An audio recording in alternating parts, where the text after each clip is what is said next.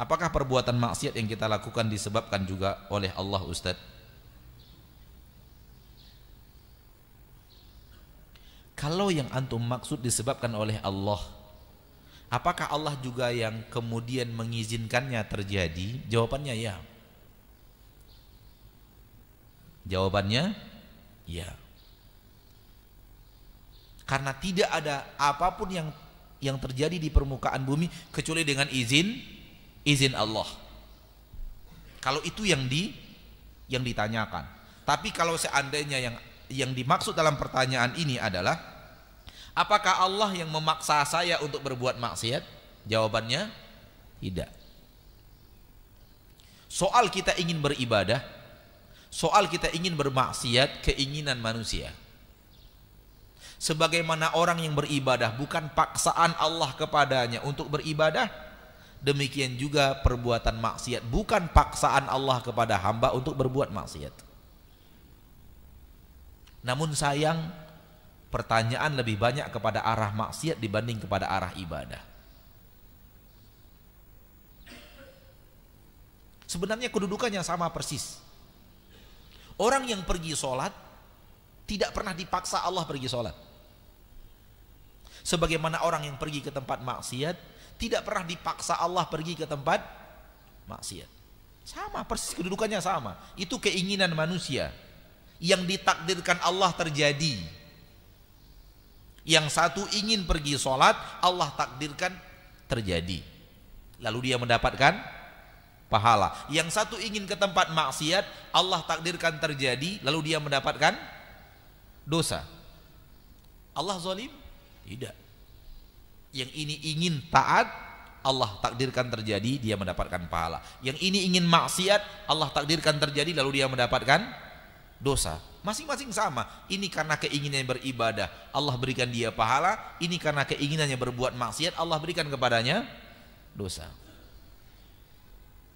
Nggak ada yang berbeda. Allah tidak pernah zalim, Allah adil kepada manusia.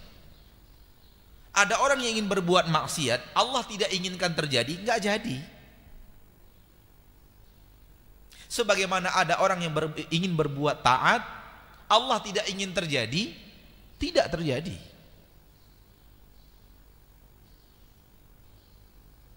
Dan kedua-duanya Allah berikan pahala.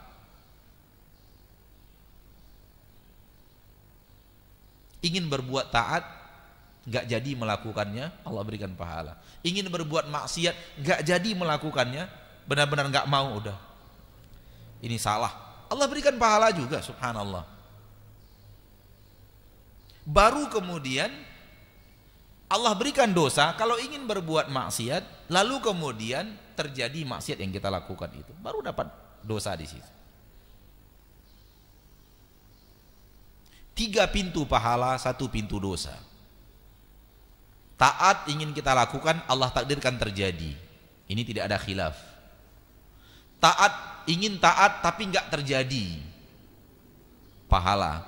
Ingin maksiat tapi enggak jadi dilakukan, masih pahala. Tinggal 1 yang dosa. Ingin maksiat lalu kemudian Allah takdirkan terjadi. Maka jangan salahkan Allah di dalam maksiat kita.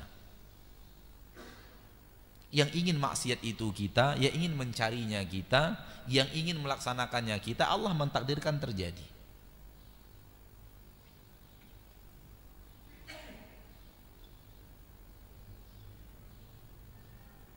Banyak orang mengatakan ini tentang takdir Allah. Maksud takdir itu ya ini yang sekarang ini Allah putuskan untuk saya. Maksud dari lebih halus lagi, yang kalau ingin lebih jelas lagi, sebenarnya Allah memaksa saya untuk berbuat maksiat karena dia masih takdirkan saya seperti ini. Diserahkan kepada takdir, itu tidak boleh. Bahwa Allah segala-galanya, yang seolah-olah kita tidak ada keinginan. Salah, kamu yang ada keinginan. Namun subhanallah, seperti yang anak katakan tadi, ini keluar untuk orang yang berbuat maksiat, namun tidak keluar di mulut orang yang berbuat taat biasanya.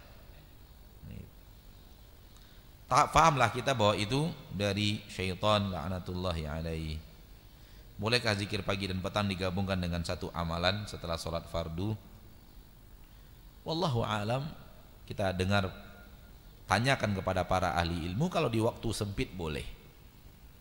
Seperti tadi setelah sholat subuh kita mau kajian, maka kita gabungkan zikirnya. Ayat kursinya ada setelah sholat fardu, dan ada yang zikir pagi dan petang, ada ayat kursi, digabungkan dengan niat yang satu niat, dengan dua niat digabungkan dalam satu amalan, itu boleh. Wallahu ta'ala alam bisawab.